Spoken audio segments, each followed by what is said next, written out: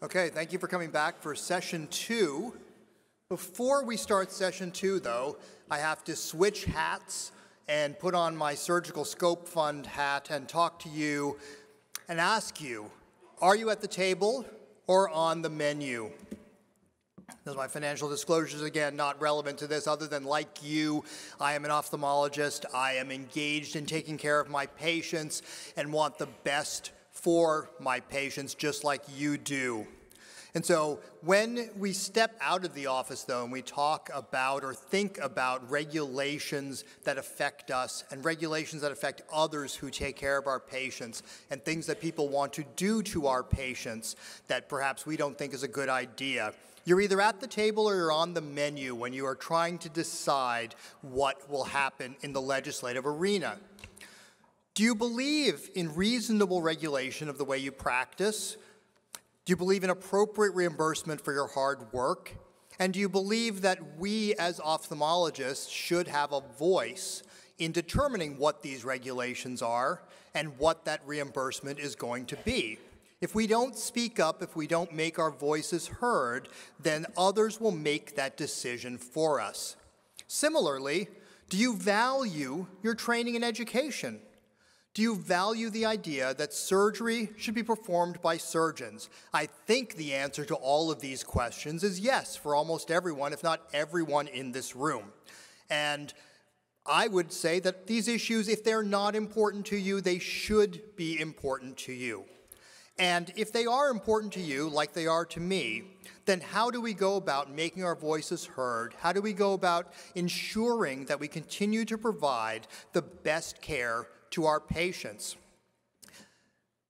OPTPAC and Surgical Scope Fund protect our profession and our patients from unwanted threats and regulations at the federal and state level. Both of them work in two different ways. OPTPAC through the political process, Surgical Scope Fund specifically targeting those areas where others are trying to come in and to perform surgery on our patients, get the right to perform surgery on our patients without the training and education that we have. So OPTPAC and Surgical Scope Fund, again, two different but complementary mechanisms by which you as an ophthalmologist can make your voice heard.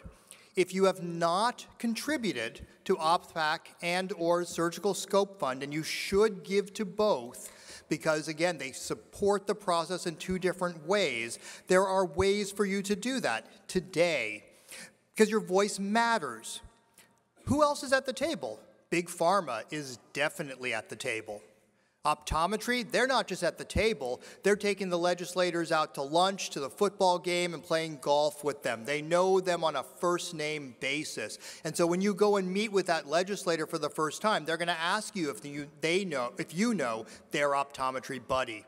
And you want to be able to say to them, yeah, I know that guy, but you need to hear what I have to say too, because this is what needs to be done so that we protect our patients and provide them the best care. So as ophthalmologists, we need to be there right up front because we know that others are there making that action.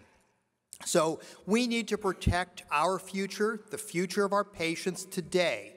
You can contribute to OPTPAC right now by texting MDI to 41444.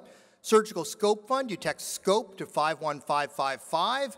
If you are hesitant to send money through a text message, there are folks outside the door who will be more than happy to sign you up, get you that OPTPAC or Surgical Scope Fund ribbon, and to help you to be in a position to help our patients. So stop by the booth. Thank you very much.